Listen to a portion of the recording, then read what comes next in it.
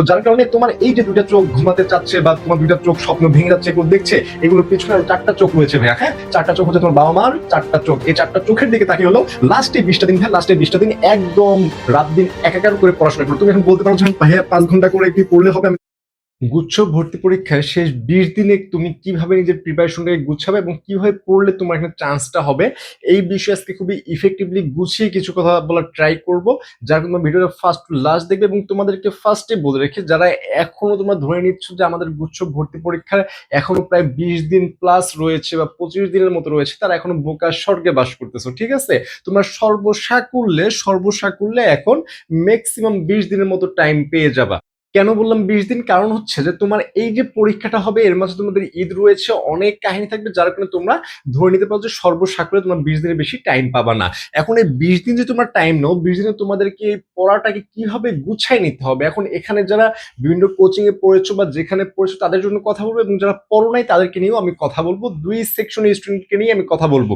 তো দেখো, ফার্স্ট আমি বলি যে তুমি যদি সায়েন্সের হও, সায়েন্স হোক, আর্টস হোক বা কমার্স হোক, তুমি যে ইউনিটের স্টুডেন্ট হও তোমার জন্য সেম রুলসটা ফলো হবে। তুমি যে ফার্স্টে দেখো, তুমি যে 20 দিন ধরে নাও, যেমন সায়েন্সের এখানে দেখা যায় যে এদের সাবজেক্ট করা দেখাতে হয় 4টা। তাহলে 4টা সাবজেক্টের জন্য 20 দিন, তুমি ভাই টাইম পাচ্ছ কয়দিন করে? দেখো একটু, তুমি টাইম পাচ্ছ 5 দিন করে। কয়দিন করে টাইম পাচ্ছ? পার সাবজেক্টে তুমি 5 দিন করে তাহলে টাইম পাবা। তাহলে তুমি ফিজিক্স, কেমিস্ট্রি, ম্যাথ, বায়োলজি, তুমি যে সাবজেক্ট ধরো 5 দিন করে টাইম পাবে। এখন তাহলে ভাই আমি কি করব? ফার্স্ট 5 দিন কি আমি শুধুমাত্র ফিজিক্স পড়বো, সেকেন্ড 5 দিন কি আমি শুধুমাত্র কেমিস্ট্রি পড়বো, এরকম ভাবে? অথবা আমি যে বায়োলজি বা ম্যাথ না দেখি, বাংলা অথবা ইংলিশ দেখাই, তাহলে শুধু বাংলা অথবা ইংলিশ পড়বো কিনা? তো দেখো ভাইয়া, এখানে তোমাদের একটু কনসেপ্টটা দেখাই দেই, যে এই যে 5 দিন, 1+1+1+1+1, এই যে 5 দিন হয়ে গেল, তাই না? তুমি এই 5 দিনের মধ্যে তোমার সময়টাকে ভাগ করতে হবে 4টা সাবজেক্টের জন্য। 4টা সাবজেক্টের জন্য তোমার এই সময়টাকে ভাগ করতে হবে। করে কি করতে হবে, যে আমি ধরে নিলাম যে তুমি আজকে ফিজিক্স ধরবা, ফিজিক্স ধরে তুমি অধ্যায়গুলোকে ভাগ করা, যে ধরে নিলাম যে তোমার 14টা অধ্যায় আছে, তুমি ভাগ করে কি করবা, যে আমার তাহলে 20 দিন টাইম পাচ্ছি, পার সাবজেক্টে 5 দিন, তাহলে 5 দিনে আমাকে অধ্যায় পড়তে হচ্ছে কয়টা? 14টা। তার মানে প্রায় 3টা করে তোমাকে অধ্যায় পড়তে হচ্ছে। কয়টা করে? এখন তুমি বলতে পারো যে ভাইয়া এই একদিনে 3টা করে অধ্যায়, এটা তো আহামরি একটা বিষয়, বা যাই বলো, যে তুমি একদিন 3টা করে অধ্যায়, এটা তো মানে খুব বেশি হয়ে যাচ্ছে, তাই না? তো তুমি ভাইয়া এতদিন তো অনেক পড়েছো, এখন তোমার যে জায়গাগুলো গ্যাপ, যে জায়গাগুলো থেকে প্রশ্ন আসার মতো, সেগুলো তোমাকে সিলেকশন করে আবার পড়তে হবে। কেমিস্ট্রির জন্য সেম, ম্যাথের জন্য সেম, বাংলা অথবা ইংলিশ অথবা বায়োলজি যাই দেখো, অথবা তুমি যে কোনো ইউনিটের হও, সেম স্ট্রাকচার ফলো হবে। এই অনুযায়ী তুমি পড়বা। পড়ে এখন দেখো, যারা কোচিং অথবা বিভিন্ন জায়গায় পড়েছো, ঠিক আছে, বিভিন্ন ব্যাচ অথবা যেখানেই পড়েছো, তাদের জন্য কি হবে ভাইয়া, তাদের জন্য একটু দেখাই দেয় যে তারা কি করবে। একদম ফার্স্টে তোমার যেটা কাজ, সেটা হচ্ছে যে লেকচার। কি ভাইয়া? ফার্স্টে হচ্ছে তোমার লেকচার। তুমি যেখানে পড়েছো সেখানকার লেকচার আছে অথবা পিডিএফ আছে অথবা যাই আছে, তুমি সেটা ফার্স্টে পড়বা। পড়ে তোমার কি হচ্ছে, পড়ে দেন তোমার কাজ হচ্ছে যে ভার্সিটি এ ইউনিট যে কোশ্চেন ব্যাংক আছে, এটা তোমাকে সলভ করতে হবে। এর কোনো বিকল্প নেই, এটা সলভ করে দেন তোমার একটা কাজ হচ্ছে, সেটা হচ্ছে জিএসটি কোশ্চেন ব্যাংক, এটা দেন তোমাকে সলভ করতে হবে। তুমি জাস্ট এইভাবে পড়ো, যে ফার্স্টে তুমি লেকচারটা পড়ো, দেন তুমি ভার্সিটি এ ইউনিটের যে কোশ্চেন ব্যাংক আছে সেটা সলভ করো, দেন হচ্ছে জিএসটি যে কোশ্চেন ব্যাংক আছে সেটা তোমাকে সলভ করতে হবে, এবং এর পাশাপাশি তোমাকে একটা কাজ করতে হবে, সেটা এই দুইটার জন্য, সেটা আমি লাস্টে বলতেছি। এখন আরেকটা বিভাগের স্টুডেন্ট আছে যারা হচ্ছে কোনো জায়গায় কোচিং করে নাই, অথবা তুমি কোনো জায়গায় পড়ো নাই, তুমি কোথাও প্রিপারেশন হয় নিজে নিজে প্রিপারেশন হচ্ছে, তাদের জন্য কি হবে?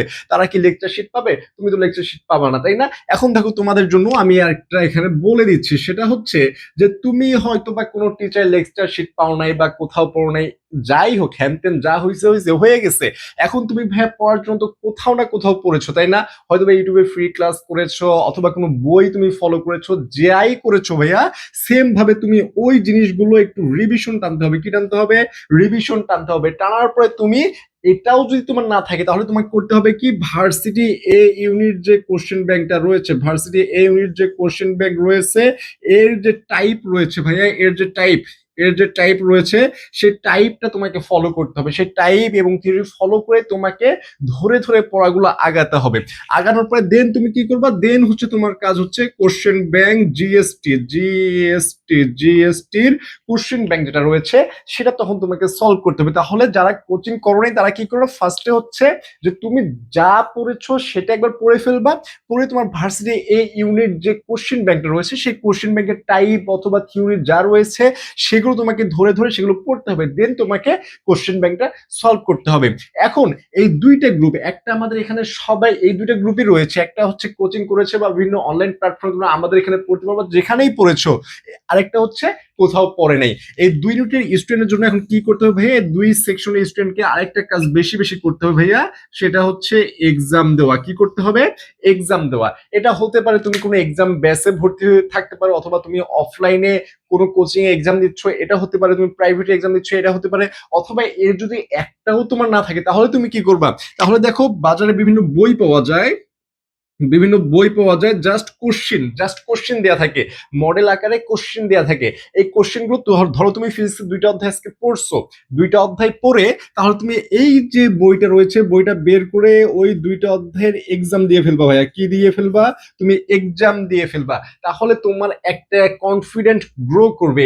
এবং এখানে একটা কাজ হতে পারে, এই যে 5টা দিনের কথা বললাম, এমন হতে পারে তোমার এখানে একটা দিন মিস যাইতে পারো, অথবা তুমি এখানে একটা অধ্যায় কম পড়তে পারো, এরকম হতে পারে না, অবশ্যই হতে পারে। কিন্তু তোমার এটা ডেডিকেশন থাকতে হবে যে আমার এই যে 5টা দিন রয়েছে এই 5 দিনেই আমাকে এটা ফিল আপ করতে হবে। এটা 6 দিন হওয়া যাবে না, 5.5 দিন হওয়া যাবে না, 5.25 দিনও হওয়া যাবে না।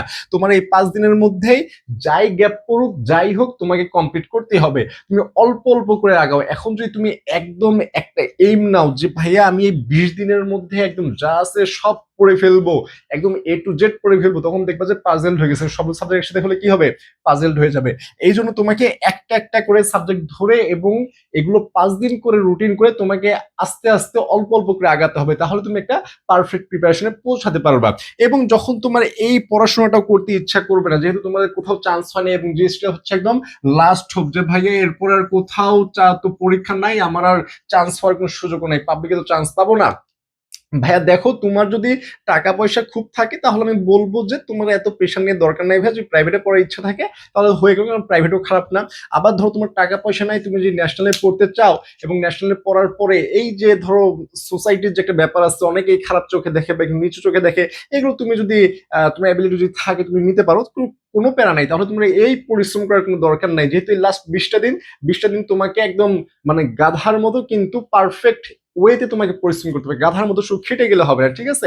একটা পারফেক্ট ওয়েতে তোমাকে এই পরিশ্রমটা করে যেতে হবে। এবং তোমার যে বাবা মা রয়েছে, তোমার যে ভাই বোন রয়েছে, তারা যে তোমার প্রতি বা তোমার বাবা মার যে একটা যে ডিমান্ড রয়েছে, তাদের যে একটা চাওয়া পাওয়া রয়েছে, যে চাওয়াটা বিশেষ করে, ঠিক আছে, তার কারণ তারা পায় তো খুব কম, তাদের চাওয়াটা থেকে একটু বেশি। সে চাওয়াটা কি, তাদেরকে নিয়ে তাদেরকে ছাড়াও তোমাকে নিয়ে চাওয়াটা বেশি, যে আমার ছেলে বা আমার মেয়েটা অমুক ভার্সিটিতে পড়বে, আমি একটু গর্ব করে বলবো যে আমার ছেলেটা অমুক ক্যাম্পাসে আছে, অমুক ডিপার্টমেন্টে পড়াশোনা করতেছে।